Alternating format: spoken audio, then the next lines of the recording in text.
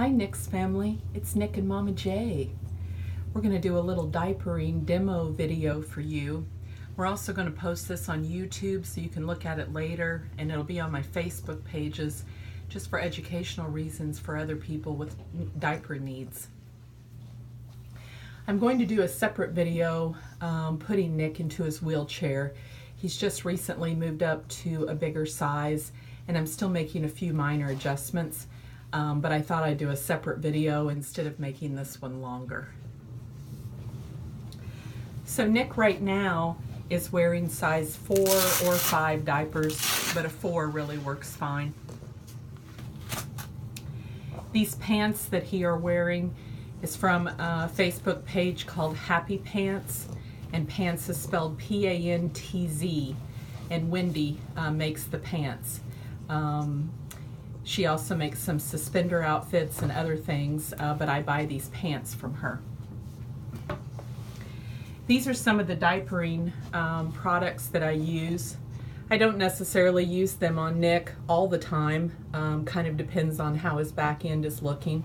I use this type of powder with cornstarch. I use this type of diaper cream, and this is the one I use on him the most. And I will send some of this in his supplies. He's currently wearing a size 4 Loves. You can use any brand, but I find Loves is pretty economical and it also holds well. I really don't get a lot of leakage, if any. At nighttime, I've been putting him in a size 6, which I know sounds kind of big. But it does absorb a little bit more and it's longer in the front. So since he's a boy dog and his pee is in the front, I have found that these are some Pampers, I think. But anyway, I've been using these size 6s that I had, and they really hold well for overnight. We will use his size 4 for the demonstration on the video. He has a pair of children's suspenders on. Suspenders come infant, children's, and then adult. And he has already outgrown the infant size. I do put the tabs here in the front since he's a boy. His stool has been solid, so I've not really been having any trouble with that. I usually put a wipe right here on his private area just to kind of, in case he leaks while I'm cleaning his back end. Some of the puppies that have spina bifida have some bleeding issues back here. Their skin's pretty sensitive, and some of them are a little bit more problematic than others back here. But Nick's area has really been pretty good.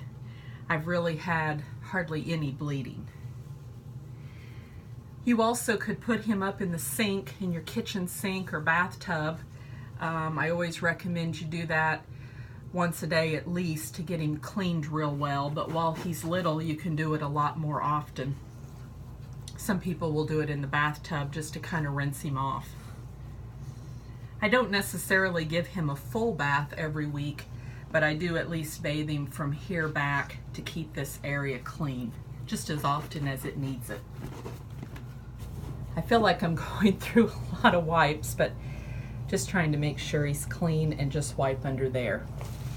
Then I do, oh, let me put his Aquaphor on. So then I do use the Aquaphor back here. And he does like to try to eat it, by the way. Typical puppy. And I do put that there to kind of help keep it protected. I do put the tabs to the back. For anyone watching this that doesn't know Nick, Nick has spina bifida. His back legs are fairly stiff. One is not so much. And he uses a wheelchair to get around. So I put it here so that the tabs are going to come in the front. Puppies like this, where their back legs don't work, they seem kind of protective about being on their back. So I never flip him over to adjust the tabs like I do a lot of the puppies that can walk fine. So I just reach under here, I kind of tuck that under and then clip it. You want to make sure not to get any skin in there and get that pinched. I also do the same here. I just kind of fold that under and clip. You can also use a belly band on him, and he may need one as he gets older because his urination will be heavier than when he's a puppy. Then to put the pants on, I put this Velcro on the top. I lift him up. I bring this under. And then I put the tabs over like that.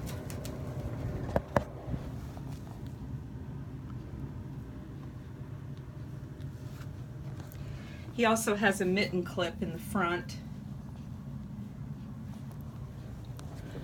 So you'll always need to have some mitten clips when you do the suspender system. And as he gets bigger, you may have to put a mitten clip across back here. But for right now, while he's a puppy, he really doesn't need it. But he does need one in the front. So you can see this leg of Nick's right here is pretty stiff. It does not bend well. I've been working with it since I got him when he was little, but it gets a lot of signal, Dr. Mallard said, from his brain, so it's an over-signaled leg, which makes it stiff. And he can be a little growly. This one bends better, and I work with it quite a bit.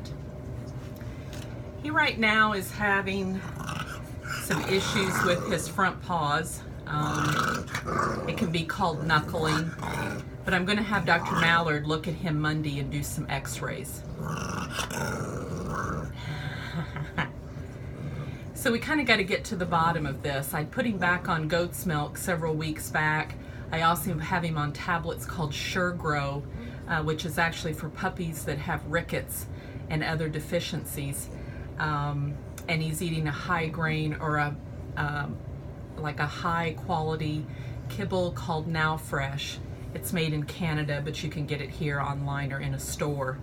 So he's on really good food and supplements. I'm doing some stretches with these paws and kind of working them, and things like I did with another puppy I had named Rainy that had some similar issues.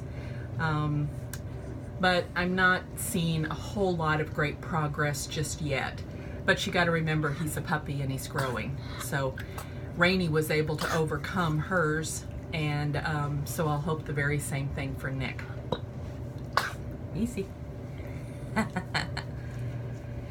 All right, so that's our diaper video. It's a little longer than I normally do, but I hope you find that helpful. Talk to you later.